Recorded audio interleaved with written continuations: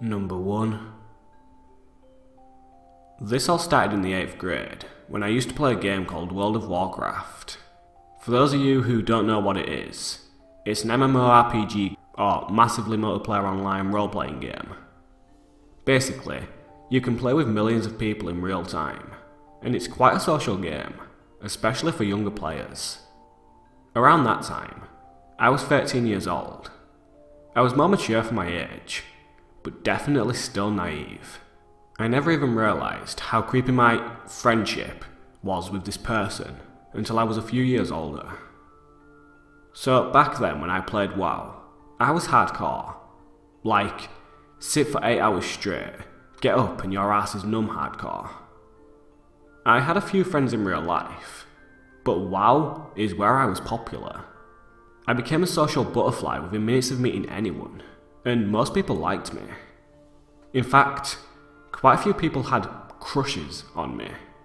Now, I use the term mildly, because what I was personified in the game was nowhere near what I was like in real life. Not that I completely faked myself, but when you're young and behind a screen, it's typical to be more confident and outgoing. I had my main circle of friends, which consisted of about 5 or 6 people. Only 2 are relevant to the story, and we'll call them Kevin and Joey. They're decent friends, hang out sometimes, and unlike me, they knew each other in real life. The 2 were polar opposites. Joey is your quiet, awkward 15-year-old with low self-esteem, while Kevin has a bunch of friends, a girlfriend, and is on the soccer team. Since Kevin is kind of arrogant, and I was always drawn to the underdog, being one myself, I became closer to Joey, and we started to develop a friendship. We would quest together, run dungeons together, PvP together, talk on Skype, etc. We were pretty much attached at the hip in the beginning, and things were totally fine. Comfortable even. Until he caught feelings. After that, it felt like every time we saw each other in the game, he was confessing his feelings, asking me out, or flirting with me in an obvious manner. He'd type in /say, an open chat that everyone can see, how much he liked me, and wanted to be with me. It became known in our usual hangout spot of Goldshire that he was onto me. For a while, I humoured him. I would turn him down gently, saying his confessions were sweet, but I just didn't see him that way.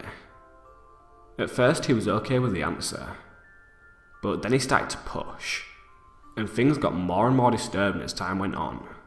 It began with asking me to cyber with him, which is pretty much sexting in a private chat between 2 people. He'd beg me, and I'd refuse. I hadn't come out yet, but I told him I was a lesbian and wasn't into guys.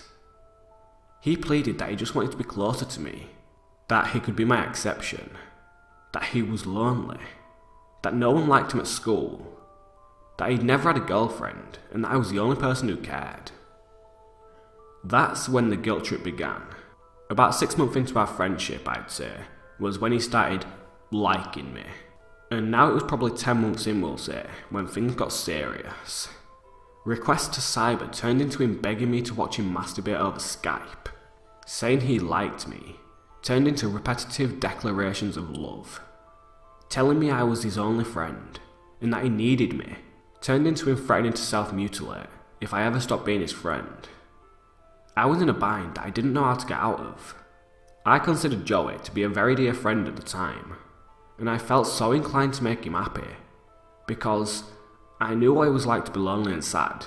I knew what it felt like to be ignored or belittled by your peers. I even went as far as forcing myself to watch him masturbate just to appease him.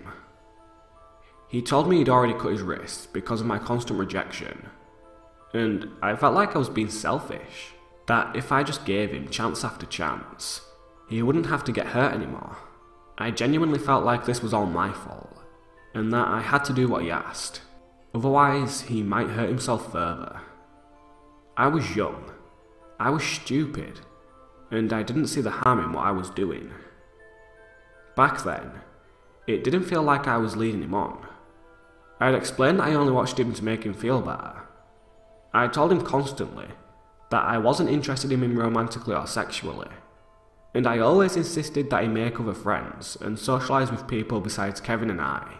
In hindsight though, allowing him to take advantage of me, it may have seemed like I did have feelings for him. A few times, I told him I loved him out of sheer guilt because he threatened to commit suicide. I couldn't leave. I couldn't stop being his friend. I couldn't move on. I wanted to for a long time. But what if he really did it? What if he ended his own life because of me? I couldn't handle the idea of having someone else's blood on my hands, let alone a friend, and over something as silly as a crush. As someone who suffers from depression and had contemplated suicide in the past, I could not ignore his plea for help. About a year into our fucked up companionship, he started begging to video call and show me his new band t-shirts, which made me nervous because of his tendency to turn innocent conversations into something sexual. However, I noticed something that I hadn't clued in on until now that shocked me. Not 2 days before this presentation of birthday gifted clothing, we had an argument where he suddenly logged off of WoW and came back on hours later, stating that he had cut himself again over me. Now, argument resolved. Here he is, arms up, showing me t-shirts, and I see no cuts. Not a scratch or scar in sight. He'd been lying to me this whole time. He played me like a fucking saxophone at a 20s jazz concert. Needless to say, I was livid, but I waited. I waited for the right time to call him out on it, because I was done. So very, very done. I had been led down the garden path by a falsely suicidal, attention-seeking compulsive liar, with a tiny penis no less. He had forced me to do things I never wanted to do. He had used me for his own gain. He had embarrassed me, harassed me, made me extremely uncomfortable, and even threatened me. We aren't even done yet though. Following calling him out was when the creepiest stalker bullshit began. Aside from Skype and WoW, the only other place he could find me was on my Facebook, which we had each other added on. Once I told him I didn't want to be his friend anymore, and blocked all of his methods of communication, he began trying to contact me in any way possible. And I mean, any way.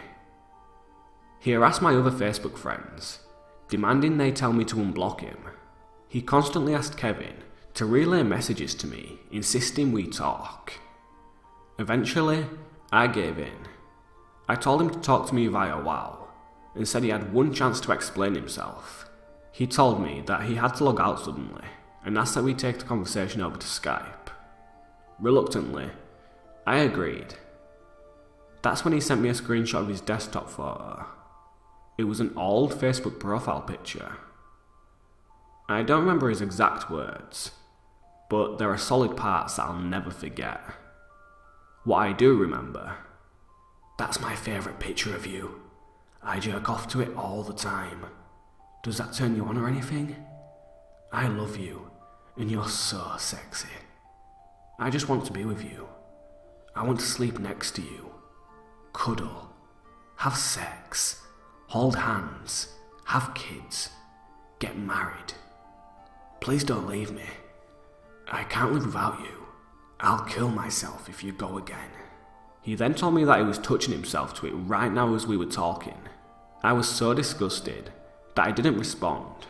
I just blocked him. I wrote out messages apologising to all the friends he'd harassed and told them to block him too. I told Kevin I was no longer speaking to Joey and what the gist of the situation was. Kevin then told me that Joey was kind of obsessive and fucked up, and that they often didn't get along. No shit, eh? Understatement of the year. Thankfully, he never found his way back into my life, and I'd like to keep it that way. So, Joey, let's not meet again. Well, anyway guys, that's it for this video. If you enjoyed, then please like, share and subscribe if you haven't already. If you have any stories of your own which you would like to have shared, please make sure to contact me, link in the description, and you may be featured in a future video. Well, anyway, I hope to see you soon, and I'll speak to you later.